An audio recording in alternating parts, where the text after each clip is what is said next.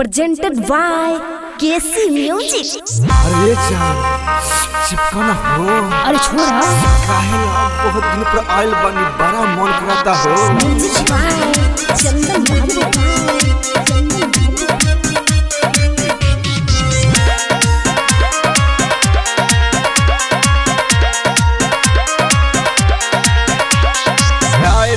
बहारा से लुटे दाना लहारा के मजा भरपूर दे हम ये लभर तोहारा के। काहे खखुआइल बारह करह नया राम से मजा लुटता रह यार 5 बजे शाम से।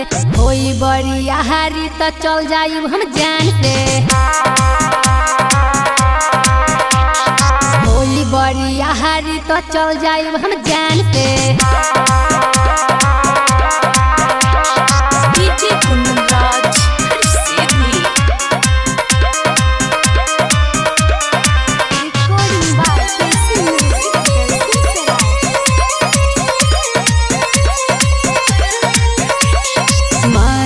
यार देह बाटे कमजोर आज भर दन तू हमारा के छोड़। ढेर दिन पर जानू तू भेटाइल बारू हो 16 के उम्र में गदराइल बारू हो।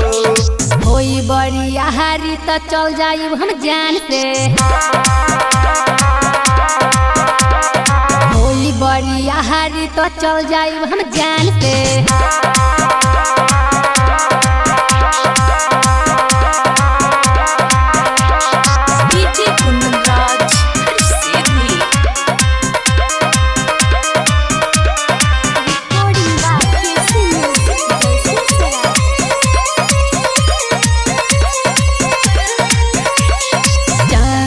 बाबू करतन का सबर और हई जन मजली हरत भर। धीरे धीरे रानी तू तो पट जाइबू हो नागिन के जैसे लिपट जाइबू हो।